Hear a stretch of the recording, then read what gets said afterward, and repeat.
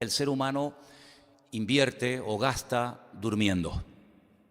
Me quedé realmente sorprendido porque según la longevidad de los seres humanos hoy en día, promedio, se calcula que una tercera parte de nuestra vida la pasamos durmiendo. Es decir, entre 20 y 25 años de nuestra vida estamos durmiendo. ¿Qué te parece? Entre 20 y 25 años, la mayoría de nosotros vamos a estar durmiendo.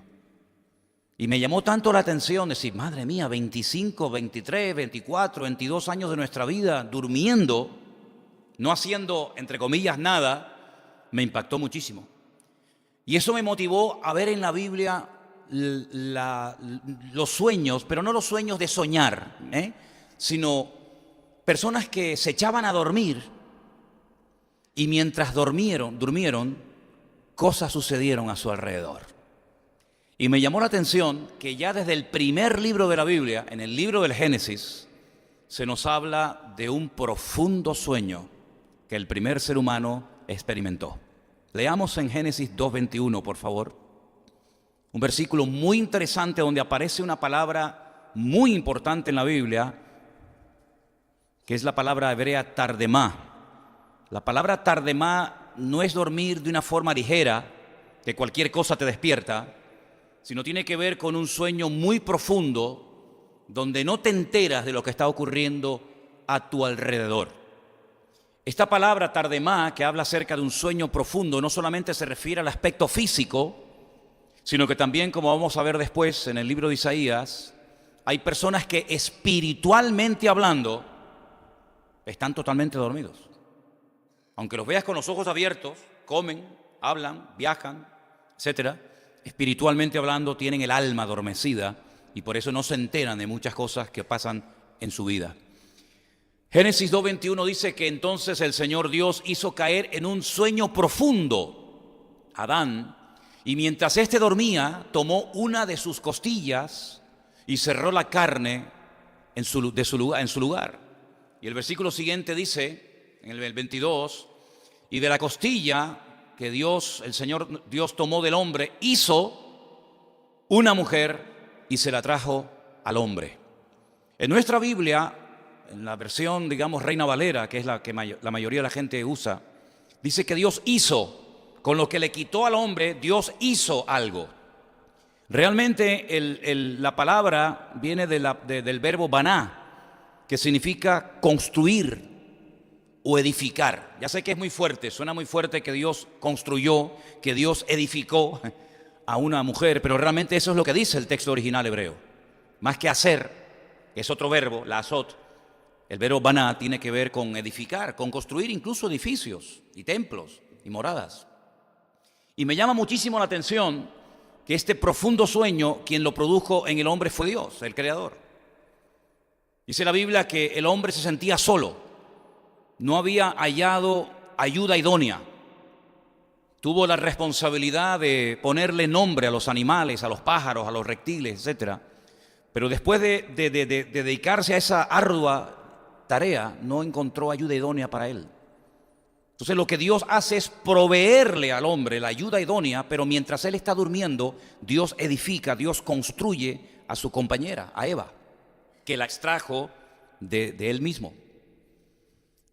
Y mucho tiempo después, siglos más tarde, el Hijo de Dios, nuestro Señor Jesucristo, cuando habla acerca de que Él va a tener también una esposa, también se le llama a veces la novia, me refiero a la iglesia, Él no habla de crear, sino habla también de edificar, habla de construir. Hay una gran diferencia entre crear y entre edificar o construir. La obra creadora de Dios fue instantánea, no era algo que era un producto de un largo proceso. Dijo Dios, sea la luz y fuera luz. Es decir, la obra creadora de Dios fue instantánea. Sin embargo, edificar no es algo instantáneo, lleva tiempo. Hay que darle forma, hay que invertir tiempo, dinero, energía, etc. Y por eso cuando Él habla de la amada, cuando Él habla de la novia o de la esposa, que es la iglesia, Él no habla de crear, que es algo así, instantáneo, sino habla de un proceso largo y arduo que consiste en edificar, en construir algo que lleva tiempo. Y estamos hablando de nosotros, del cuerpo de Cristo, de la iglesia. Me llama muchísimo la atención que mientras Dios estaba trabajando, mientras Dios estaba haciendo algo muy importante para la vida del hombre, este estaba dormido.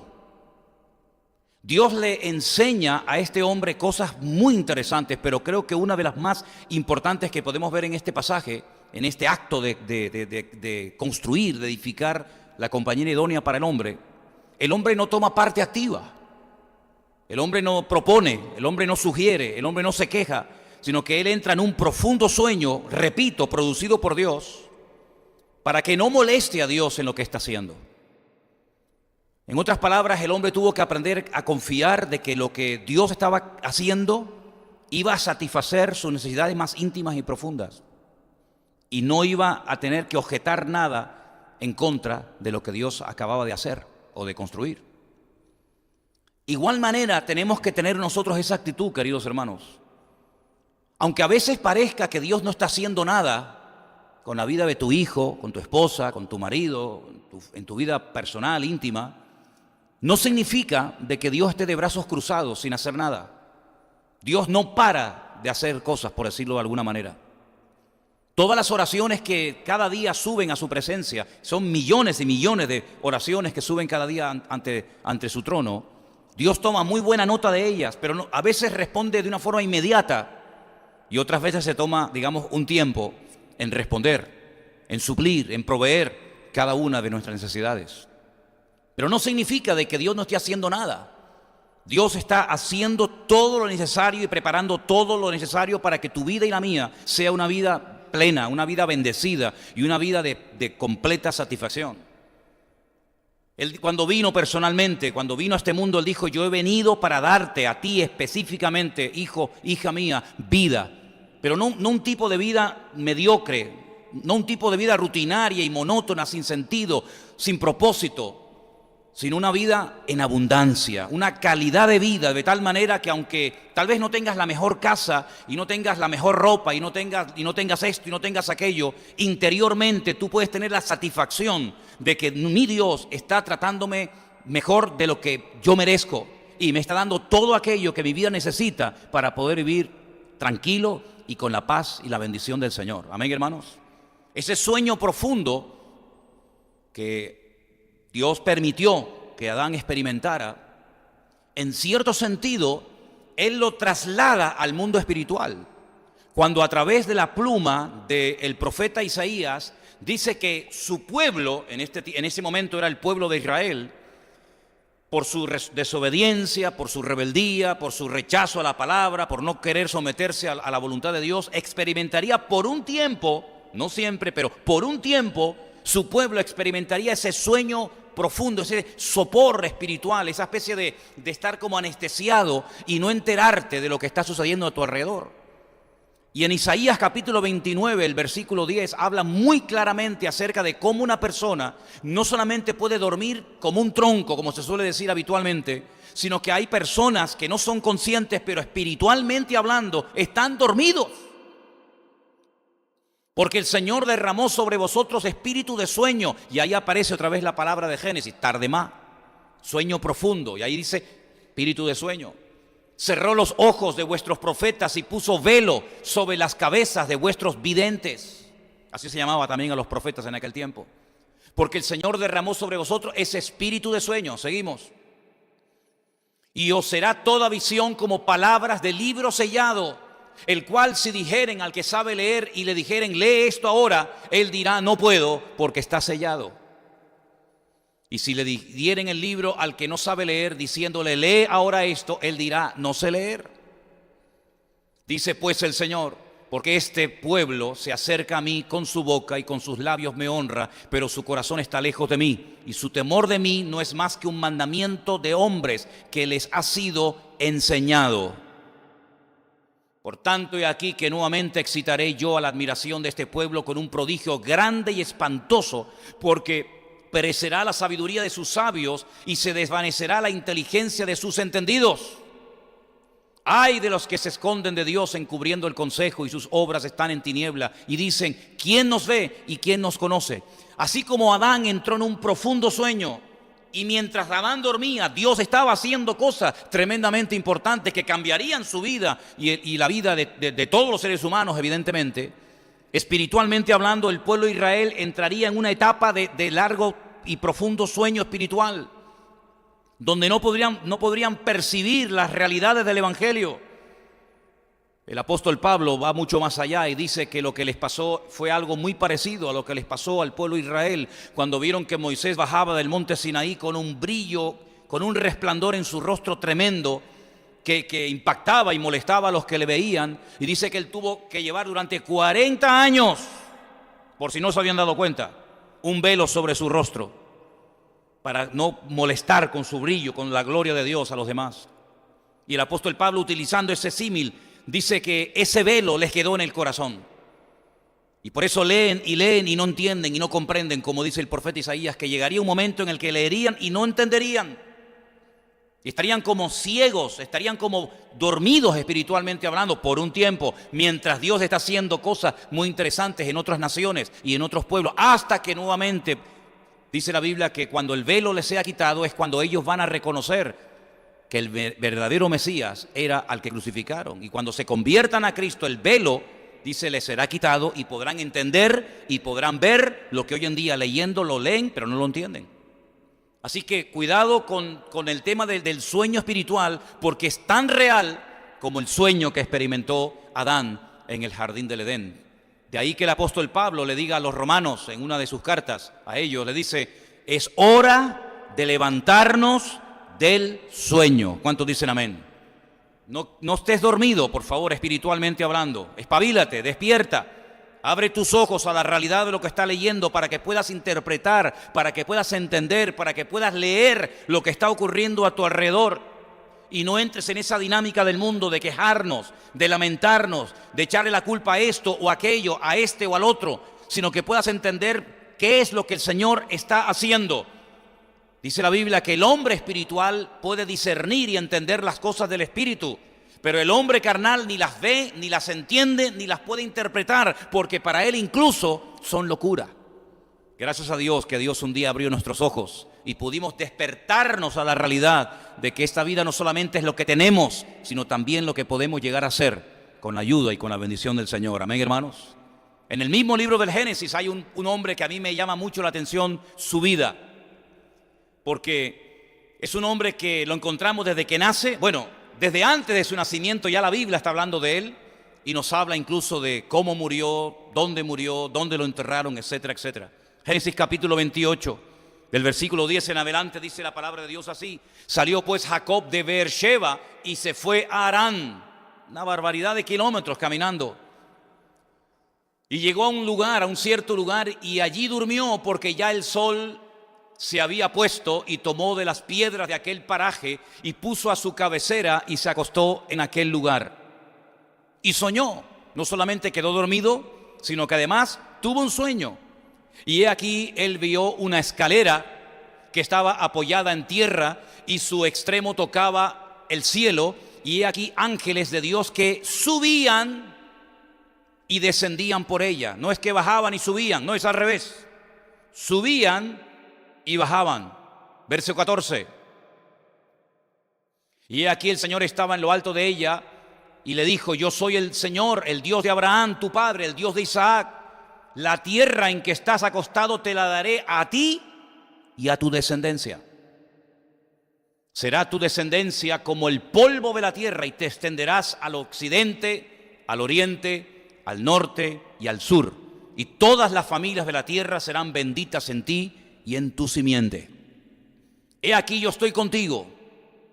Tremendas promesas que Dios le está dando a este hombre. Yo estoy contigo, te guardaré por donde quiera que fueres. Volveré a traerte a esta tierra, porque no te dejaré hasta que haya hecho lo que te he dicho. Y despertó Jacob de su sueño y dijo: ciertamente el Señor está en este lugar, y yo no lo sabía. Y tuvo miedo y dijo: cuán terrible es este lugar, no es otra cosa que casa de Dios y puerta del cielo. Y se levantó Jacob de mañana y tomó la piedra que había puesto de cabecera y la alzó por señal y derramó aceite encima de ella. Y llamó el nombre de aquel lugar Betel, aunque Luz era el nombre de la ciudad primero. Y fíjate lo que dice aquí. Jacob hizo un voto. Nadie le dijo que hiciera ese voto, pero él lo hace voluntariamente. Y dice: si fuere Dios conmigo y me guardare en este viaje en el que voy, y me diere pan para comer y vestido para vestir, si volviere en paz a la casa de mi padre, el Señor será mi Dios. Y esta piedra que he puesto por señal será casa de Dios, y de todo lo que me dieres el diezmo apartaré para ti. Es tremendamente interesante esta conversación, este sueño que este hombre tiene. Él está huyendo de su hermano. Aquí hay un problema familiar terrible. Él es hermano gemelo de otro llamado Esaú, cuyo aspecto físico y espiritual es completamente diferente a él. Dice la Biblia que Esaú era un hombre inquieto, todo velludo de arriba abajo, era un cazador. Todo lo contrario a lo que era Jacob. Dice que era un hombre quieto, que meditaba, que pensaba, no era tan activo como su hermano. Era lampiño, era completamente diferente, como el sol y la luna, como la carne y el espíritu, en cierto sentido. Hijos del mismo padre, hijos de la misma madre, pero tan diferente el uno del otro. Ya desde el vientre de su madre estaban peleando. Dice que este Jacob tenía trabado, de ahí que su primera letra en hebreo es la yod, que es con un gancho, lo tenía enganchado, por eso le llamaron así, Jacob, lo tenía enganchado del calcañar a su hermano. Quería salir el primero, ¿verdad? Porque él entró el primero, aunque después salió el último, porque el que entra primero sale el último y el último sale el primero. Pero la Biblia nos enseña que nunca fue posible la paz entre ambos. Buscaban la bendición, buscaban el apoyo del padre. El padre, su padre Isaac, que perdió prácticamente el pobrecito todos los sentidos, quedó ciego, fue engañado por su propio hijo, haciéndose pasar por Esaú, recibe la bendición espiritual del padre. Cuando su hermano se entera, lo quiere matar, su madre prepara todo para que huya a la casa de sus familiares. Por más de 20 años se tiene que alejar de la casa del padre.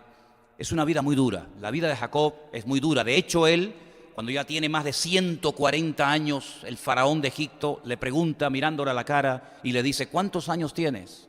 Y Jacob le dice al faraón: pocos y malos. Así definió su vida. Tengo pocos años, 140 y pico, y malos. Se parece mucho la vida de Jacob a la vida de uno de sus hijos. Los dos tuvieron problemas en la familia con sus hermanos, el padre y José.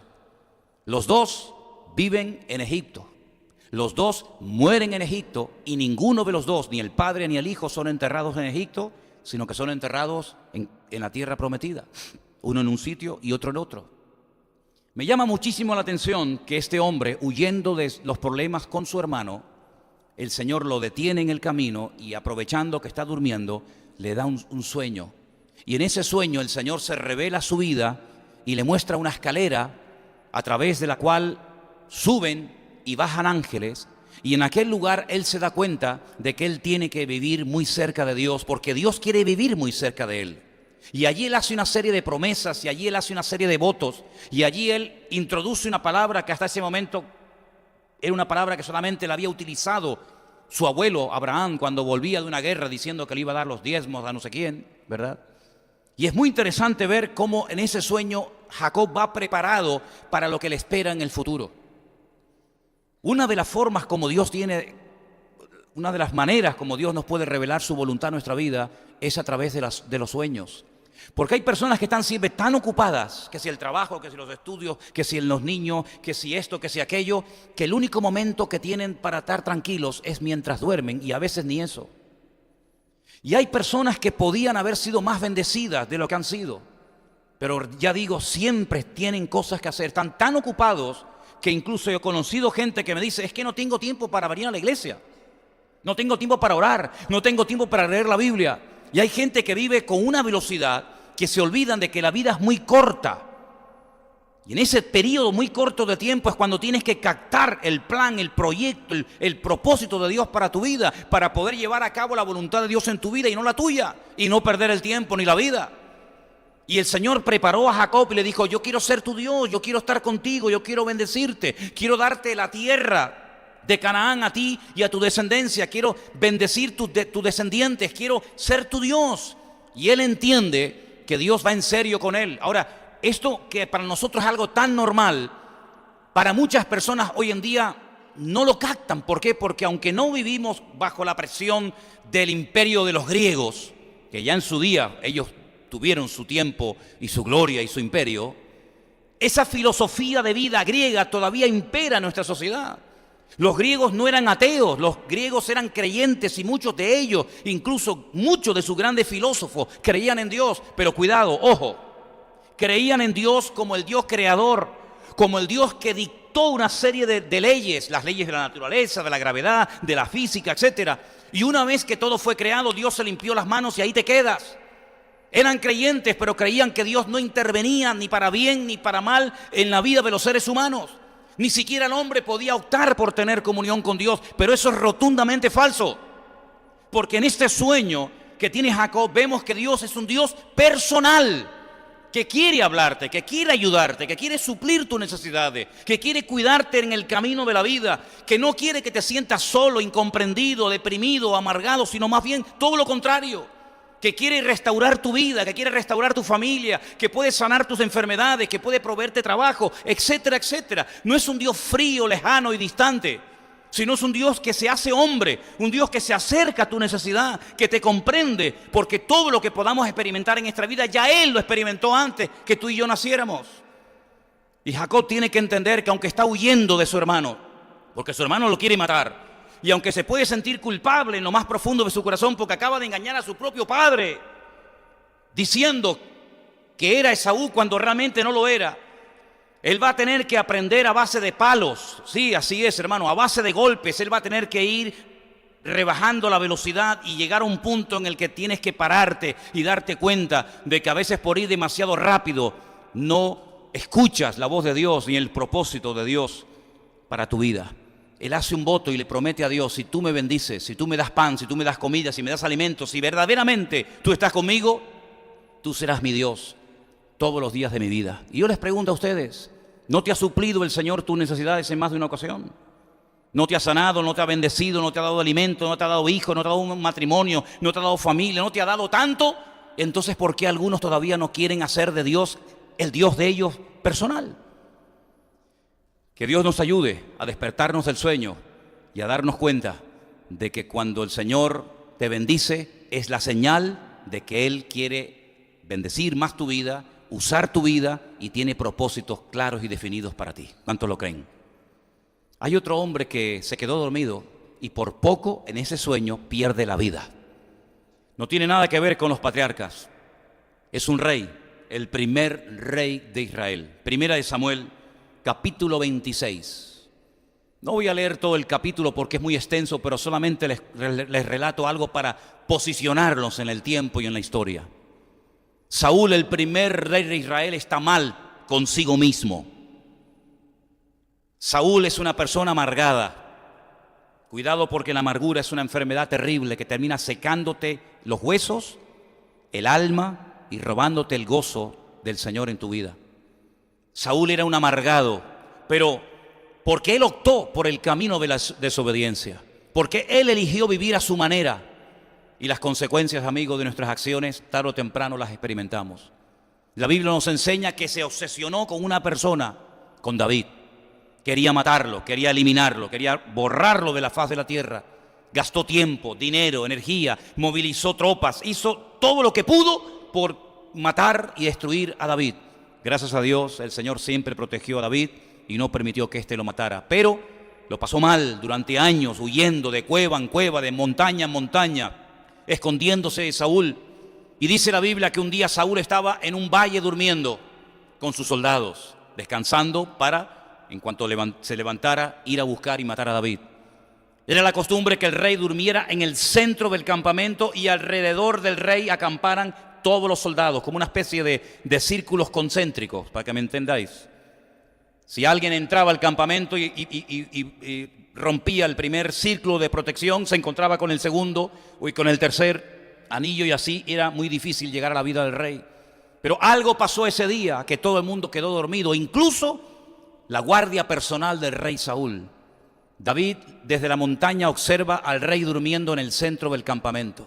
Sigilosamente, imagínense la escena, baja de las montañas y se adentra dentro del campamento, una auténtica locura. Cualquiera que lo vea se le va a levantar contra él y matarlo.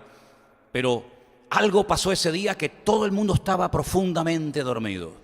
Saúl está en medio del campamento, David se adentra, le coge la lanza, puede matarlo, puede clavarlo contra el suelo en ese momento, pero no lo hace, se marcha y cuando está otra vez lejos en la montaña comienza a gritar: Saúl, Saúl, Abner, el general de la guardia personal del rey, y le dice: eres digno de muerte, tenías que proteger la vida de tu rey y no lo has hecho, y tengo aquí en la mano la lanza del rey. Podían mandarte a matar porque no has cuidado la vida de tu rey. Sin embargo, yo que lo podía haber hecho, tampoco lo he hecho. Y es entonces cuando en esas lágrimas de cocodrilo que de vez en cuando brotaban de las mejillas del rey Saúl, dice: hijo mío, David, cuidado, porque el que lloraba hoy, mañana se levantaba otra vez en pie de guerra para buscarte. Pero lo que quiero destacar, creo en la literalidad de todos estos pasajes. No son parábolas, no son profecías, no son promesas.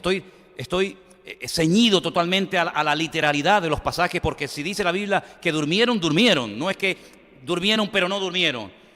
Pero sí quiero extraer de este sueño del rey Saúl algo muy importante.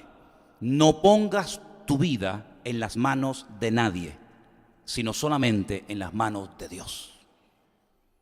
Cientos de soldados tenían que proteger la vida de Saúl, no lo hicieron. Saúl estaba allí durmiendo tranquilo porque él creía que los que estaban a su alrededor lo iban a cuidar. Nada más lejos de la realidad. No hay nada peor que poner tu vida en las manos de algo o de alguien que en el fondo no te va a cuidar como tú mismo o el Señor tu Dios, si Él es realmente el Señor tu Dios, te puede cuidar. No deposites tu vida, no deposites tu confianza en los demás excesivamente, creyendo que los demás van a cuidar de tu vida. Nadie va a cuidar de tu vida mejor que tú. El responsable de tu vida no es fulano ni mengano, el responsable de tu vida eres tú mismo, querido.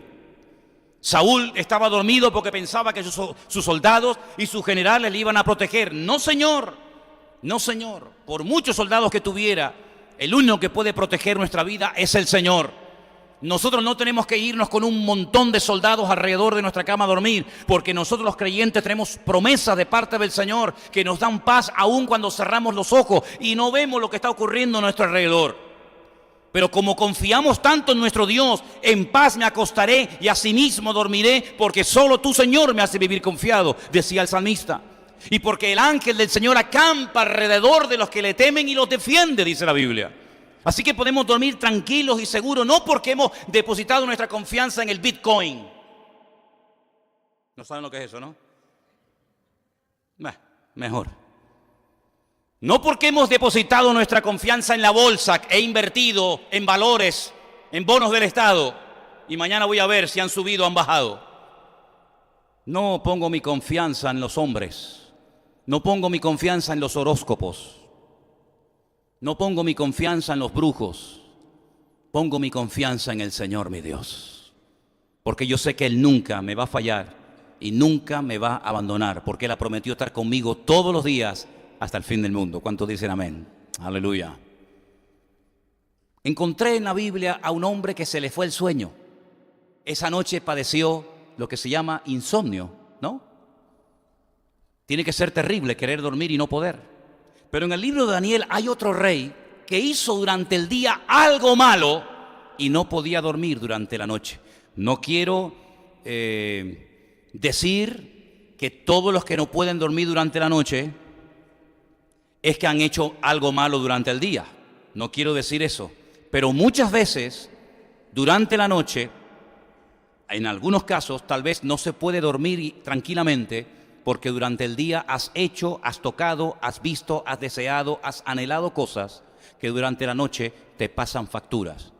Cuando estamos despiertos durante el día, nuestro consciente está despierto, en pleno funcionamiento. Durante la noche, nuestro subconsciente se levanta y te pasa factura de todas las imágenes, de todas las conversaciones, de toda la música, de todos los lugares, de todas las llamadas, de todos los WhatsApp, de todas las cosas que has visto, deseado y querido, y te pasan factura. Y en el caso del rey Darío, en el libro de Daniel, capítulo 6, del 14 al 24, se le fue el sueño porque durante el día se dejó engañar, se dejó manipular y firmó un edicto que la historia cuenta lo siguiente. Cuando el rey oyó el asunto, le pesó en gran manera y resolvió librar a Daniel, y hasta la puesta del sol trabajó para librarle. Pero aquellos hombres rodearon al rey y le dijeron: sepas, oh rey, que es la ley de Media y de Persia, y que ningún edicto u ordenanza que el rey confirme puede ser abrogado. Entonces el rey mandó y trajeron a Daniel y le echaron en el foso de los leones. Y el rey le dijo a Daniel que el Dios tuyo, a quien tú continuamente sirves, que Él te libre. Y fue traída una piedra y puesta sobre la puerta del foso, la cual selló el rey con su anillo y con el anillo de sus príncipes, para que el acuerdo acerca de Daniel no se alterase. Luego el rey se fue a su palacio y se acostó ayuno, ni instrumento de música fueron traídos delante de él, y se le fue el sueño. ¿Te das cuenta? Se sentía mal por lo que había firmado. El rey, pues, se levantó muy de mañana y fue apresuradamente al foso de los leones. Y acercándose al foso, llamó a voces a Daniel con voz triste y dijo: Daniel, siervo del Dios viviente, el Dios tuyo, a quien tú continuamente sirves, ¿te ha podido librar de los leones? Entonces Daniel le respondió al rey: oh rey, para siempre vive.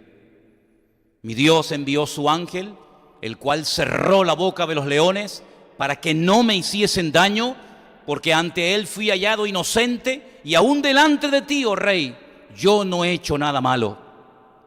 Entonces se alegró el rey en gran manera a causa de él, y mandó sacar a Daniel del foso, y fue Daniel sacado del foso, y ninguna lesión se halló en él, porque había confiado en su Dios. ¿Cuántos dicen amén?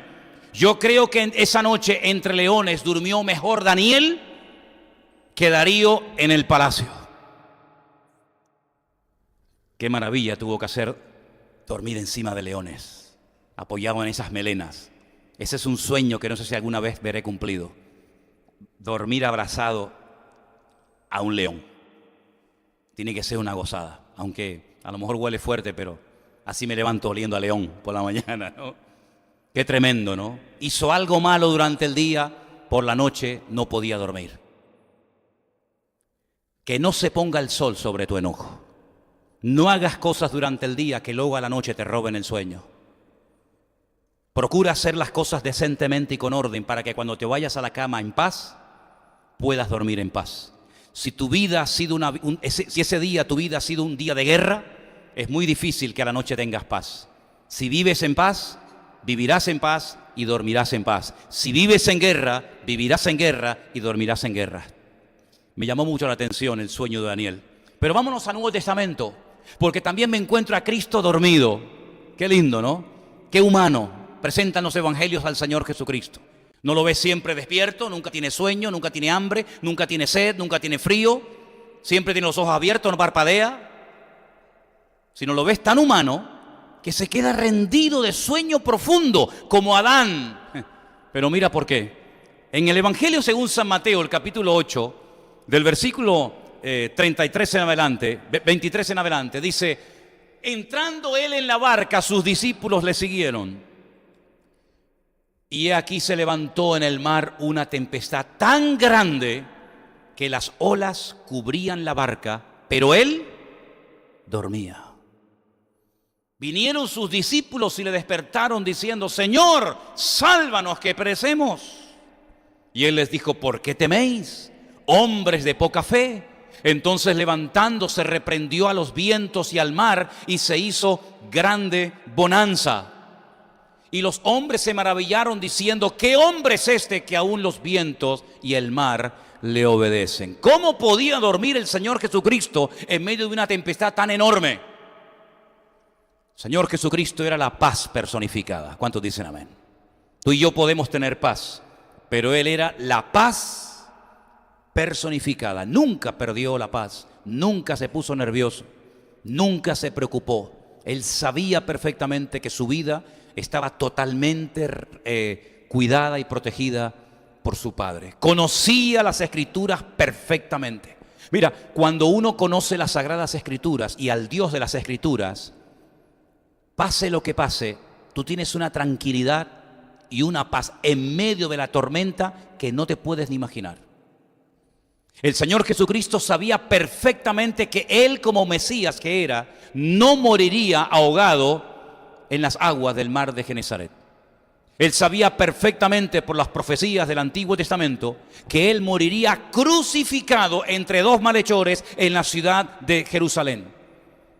Por lo tanto, como Él sabía perfectamente su destino y conocía perfectamente las Escrituras que hablaban de Él, de su vida, de su muerte, de su resurrección, etcétera, etcétera, Él podía estar totalmente dormido, profundamente dormido, porque aunque entrara agua en la barca, probablemente, y yo estoy tratando de aprenderme el Salmo 91 de memoria en hebreo, cuando dice la Biblia que caerán a tu lado 1000 y 10.000 a tu diestra, mas a ti no llegará. Algunos dicen que ese salmo es un salmo 100% mesiánico. No lo sé, porque ni siquiera se conoce el autor del Salmo 91. Y algunos comentaristas no saben si es un salmo escrito a un hombre, escrito a un pueblo, escrito al Mesías. Da igual. Lo que está bien claro es que cuando el Señor permita, porque a veces lo permite, y no tiene por qué pedirme permiso ni perdón, que pasemos por algún tipo de tribulación o angustia o tormenta, podemos tener paz en la tormenta, porque el Señor Jesucristo durmió en medio de la tormenta, porque Él conocía las Escrituras y sabía que las Escrituras lo iban a proteger hasta el momento cumbre de su vida, cuando moriría en el monte Moriah. ¿Cuántos dicen amén? Así que el conocimiento de las Escrituras y el conocimiento experimental del Dios de las Escrituras produce paz en nuestro corazón y podemos estar tranquilos, dormidos en medio de una tormenta. Pero los discípulos también se quedaron dormidos, pero no precisamente por paz. En el Evangelio según San Mateo, el capítulo 26, los encontramos dormidos cuando no tenían que haberse quedado dormidos. Se les había pedido un encargo muy importante. La historia de la humanidad estaba a punto de cambiar radicalmente. Y es la primera vez que el Señor Jesucristo se dirige a 3 de sus discípulos, Mateo capítulo 26, verso 36, y les pide algo que hagan por Él y no lo cumplen. Jesús entonces llegó con ellos a un lugar que se llama Getsemaní, donde se prensa la aceituna. Y le dijo a sus discípulos: sentaos aquí, entre tanto que yo voy allí y oro. Y tomando a Pedro y a los 2 hijos de Zebedeo, Jacobo y Juan, comenzó a entristecerse y angustiarse en gran manera. Entonces Jesús les dijo: mi alma está muy triste hasta la muerte. Quedaos aquí y velad conmigo. El Señor pidiendo apoyo. No me dejen solo esta noche. Velen, oren conmigo. Yendo un poco adelante, se postró sobre su rostro, orando y diciendo: Padre mío, si es posible, pase de mí esta copa, pero no se haga como yo quiero, sino como tú. Vino luego a sus discípulos y los halló durmiendo. Y le dijo a Pedro: ¿así que no habéis podido velar conmigo una hora? Velad y orad para que no entréis en tentación. El espíritu a la verdad está dispuesto, pero la carne es débil. Otra vez se fue y oró por segunda vez, diciendo: Padre mío, si no puede pasar de mí esta copa, sino que yo la beba, hágase tu voluntad. Vino otra vez y los halló durmiendo, porque los ojos de ellos estaban cargados de sueño. La caña que les daba el Señor a los discípulos durante el día era terrible, estaban los pobres agotados. Y dejándolo se fue de nuevo y oró por tercera vez, diciendo las mismas palabras. Entonces vino a sus discípulos y les dijo: dormid, dormid ya, descansad. He aquí ha llegado la hora y el Hijo del Hombre es entregado en manos de pecadores. En el momento más importante de la vida del Señor Jesucristo y de la historia de la humanidad, se quedan dormidos 3 de sus discípulos. ¿Y nosotros nos hubiéramos quedado dormidos o despiertos aquella noche, hermanos? Porque es fácil hablar, ¿no? Fíjate tú, estos vagos que se quedaron dormidos, que no fueron capaces de orar y de velar con el Señor. Pero ¿y tú y yo? Qué fácil es hablar mal de los demás, ¿verdad? Pero mirarnos el ombligo, qué difícil resulta, ¿no? Siempre la culpa la tienen los demás. Cuando no es el diablo, es Dios. Cuando no es esta iglesia, es la otra. Cuando no es el pastor este, es el de la esquina. Siempre la culpa la tiene o el hijo, el padre, la nuera, el suegro. Siempre la tiene alguien, cualquiera, menos tú. Pero ¿y nosotros, queridos hermanos?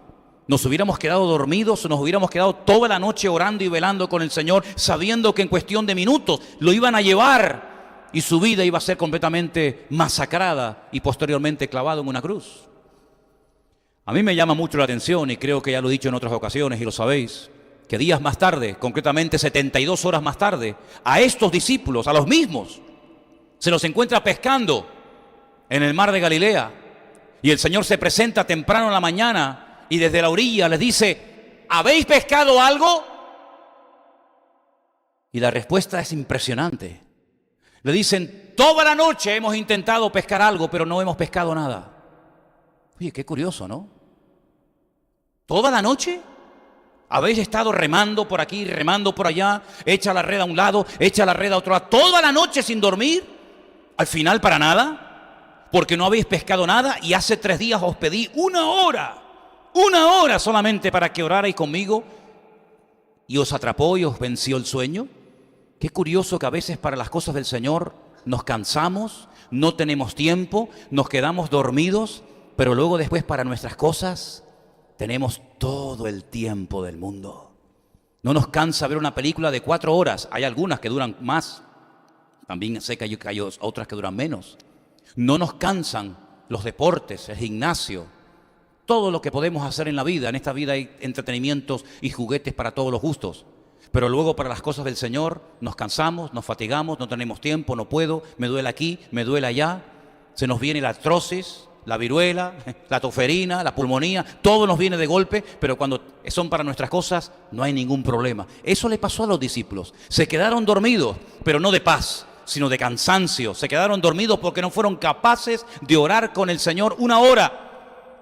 Y el Señor se lo reprocha y se lo echa en cara. ¿No habéis sido capaces de dormir conmigo 1 hora? Oye, si estás sentado y te entra sueño, ponte de pie.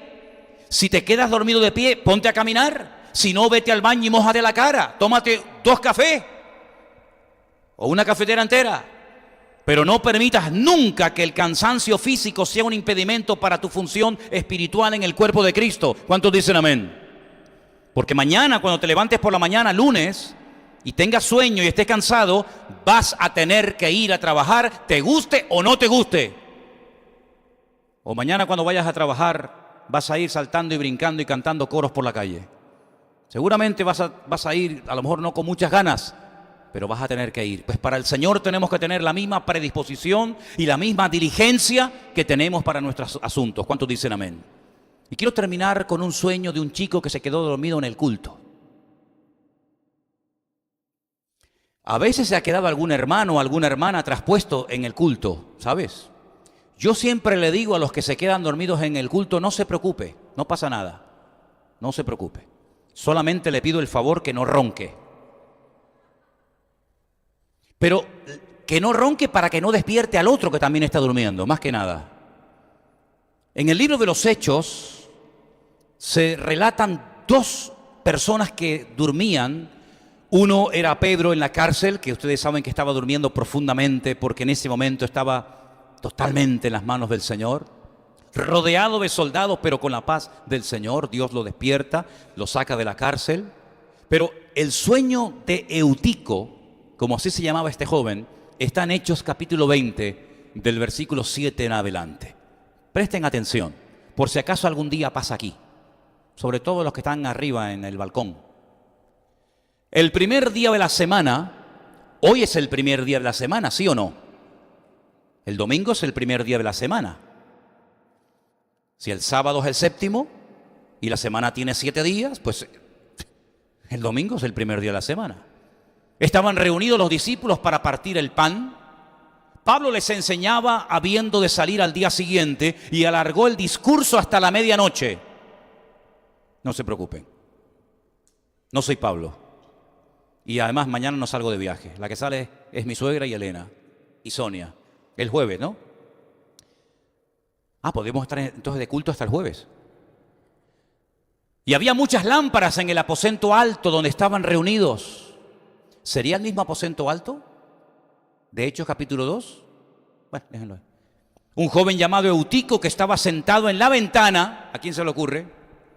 Rendido de un sueño profundo, otro sueño profundo más, como el de Adán en el jardín del Edén. Rendido de un sueño profundo, por cuanto Pablo disertaba largamente, vencido del sueño, cayó del tercer piso abajo y fue levantado muerto. Entonces descendió Pablo, se echó sobre él y abrazándole dijo: no os alarméis, pues está vivo. Después de haber subido y partido el pan y comido, habló largamente hasta el alba y así salió. Y llevaron al joven vivo y fueron grandemente consolados. Alguien se puede quedar dormido en la iglesia y se puede caer al suelo y matarse, pero la última parte no estoy seguro de poder hacerla, de orar sobre él y despertarlo, así que ándese con ojo. La cuestión está en que este se quedó dormido en la iglesia. Y he guardado este último ejemplo para el final, no por ser el menos importante, sino porque este se quedó dormido en el culto. Escuchando la palabra de Dios se quedó dormido. Y saben que a veces como pastor, a veces he tenido la sensación mientras predico de llegar a pasar por mi pensamiento, por mi mente, que pueda haber gente dentro del culto y de la iglesia escuchando la palabra y estar dormidos espiritualmente hablando. A este le pasó. No valoró el hecho de que estaba Pablo ese día predicando la palabra. Nunca más lo volvería a escuchar. Pablo al día siguiente salió de viaje y probablemente nunca más volvió a ese lugar. Pero se quedó dormido dentro del culto, dentro de lo que llamaríamos hoy la iglesia. Y se quedó dormido, se cayó y al caerse se mató. Fíjense el proceso. Se quedó dormido. El que se queda dormido termina cayendo y tropezando, porque no estás centrado en las cosas del Señor y vas a caer tarde o temprano, porque no estás con los ojos abiertos, porque estás atontado, porque estás dormido, te vas a caer y puede ser que te caigas con herida curable o con herida de muerte, como aquel que dice la Biblia que cuando era niño alguien salió corriendo con él en brazos, se le cayó. No murió, pero quedó lisiado de los pies para toda la vida, por una caída que tuvo. Por una caída que tuvo, que quedó marcado para toda la vida. Y hablo de Mefiboset, el nieto del primer rey de Israel, el hijo de Jonatán, ¿se acuerdan? Cayó y quedó lisiado, quedó mal de los pies. Y aunque vivió toda la vida comiendo a la mesa del rey David, pero todo el mundo cuando lo veía caminar o cuando le observaban las piernas, decían: mira, esto fue por una caída que tuvo cuando era niño. Este no se cayó y quedó herido, este se cayó y se mató. Y pueden ocurrir esas dos cosas, que por no estar centrado en las cosas del Señor te quedes dormido y pasen las bendiciones y pasen las oportunidades delante de tus narices y puede ser que caigas y te mates o quedes herido para toda la vida. ¿Y qué necesidad hay de estar durmiendo cuando no es tiempo de dormir, sino es tiempo de despertar del sueño? Porque el Señor viene pronto y viene a buscar una iglesia que está despierta, que está espabilada, que está atenta, que está orando, que está velando. No como la lectura que se leyó esta tarde de las famosas 10 vírgenes. Que ya sé que no es una costumbre que nosotros tenemos, porque nosotros los seres humanos somos tan originales que hasta en las bodas, en las ceremonias, lo hacemos al revés de la Biblia. Es el novio el que tiene que esperar a la novia y que la novia aparezca cuando le dé la gana a la señora. Como a veces ocurre y dice: bueno, ¿va a venir o no va a venir? Un día casé a una persona y la novia tardaba tanto que le dije al novio: querido, yo creo que esto termina aquí, porque ya está bien, menos mal que la señora apareció. Pero en la Biblia no era la novia, no era el novio el que esperaba a la novia. Porque en la Biblia no es el novio el que espera, es la novia, la iglesia, la que espera el retorno del amado y no al revés. Y por eso en las bodas en Israel, pues es al revés que como lo hacemos en el mundo cristiano occidental. Pero dice la Biblia que se quedaron dormidas, 5 de ellas. La proporción es muy alta, 50% del grupo dormido, 50% del grupo despierto esperando al novio. Y porque se quedaron sin aceite, no tuvieron visión de futuro, creían que era algo inmediato y no se prepararon para esperar un tiempo. Y nosotros tenemos que estar velando y orando porque hemos esperado, nos hemos mantenido, gracias al Señor, hasta el día de hoy, pero hay que prepararse más y hay que orar más y hay que renovarnos más porque todavía el Señor, el novio, no ha venido. Pero no nos quedemos dormidos ahora que somos cristianos. Porque antes, cuando no conocíamos al Señor, estábamos dormidos, estábamos muertos realmente, más que dormidos, muertos en nuestros delitos y pecados. Pero ahora que somos cristianos, ahora que hemos nacido de nuevo, ahora que hemos entendido el mensaje del Evangelio, no nos volvamos a quedar dormidos conociendo la verdad. Porque ya dormíamos antes de conocer la verdad, cuando vivíamos enredados en la mentira, ya dormíamos el sueño de toda la gente. Pero sería una tragedia que ahora que nuestros ojos han sido abiertos y hemos conocido la verdad y hemos pasado de muerte a vida, como dice la Biblia, nos volviéramos otra vez a quedar dormidos y volviéramos otra vez a cerrar los ojos ante la realidad de lo que está ocurriendo a nuestro alrededor. Por eso, hermanos, despiértate tú que duermes y te alumbrará Cristo, dice la palabra del Señor. ¿Cuántos dicen amén? Pónganse de pie conmigo en esta noche. A lo largo de todos y cada uno de estos 8 sueños hemos visto cómo personas tuvieron diferentes experiencias y diferentes aplicaciones. Pero cierra tus ojos en este momento, pero abre tu corazón y dile al Señor: Señor, yo no me quiero quedar dormido. Yo no quiero perder mi vida ni mi tiempo en vanidades, en cosas que al fin y al cabo no van a traer nada, no van a aportarme nada positivo a mi vida. Yo quiero abrir mis ojos, Señor, para que pueda ver la grandeza de tu palabra. Y quiero abrir mis ojos, Señor, para poderte ver a ti en medio de las circunstancias de la vida. Y quiero abrir mis ojos y no estar dormido, Señor, para saber qué es lo que está ocurriendo a nuestro alrededor y verte a ti obrando en mi vida y en mis circunstancias. Y por eso en esta tarde, Señor, nos acercamos a ti y te pedimos: abre nuestros ojos, Señor. Abre nuestros ojos y despiértanos si estamos dormidos, si estamos distraídos, si estamos, Señor, perdiendo el tiempo. Sacúdenos y háblanos fuertemente en esta tarde para que cuando salgamos por esas puertas tengamos claro que nuestros ojos no pueden estar más tiempo cerrados ante la realidad de lo que está ocurriendo a nuestro alrededor, Señor. Pedimos, Señor, que tú nos ayudes a estar velando y orando como tú nos pides en tu palabra, y que todos y cada uno de nosotros estemos ocupando nuestro lugar y activos en el reino, activos en el cuerpo de Cristo, de tal manera que podamos saber en todo momento qué es lo que tú demandas y pides de nuestra vida. Te damos gracias por tu palabra en esta tarde, la guardamos y la atesoramos en nuestros corazones, en el bendito nombre de Jesús. Amén y amén. Quiero que le digas...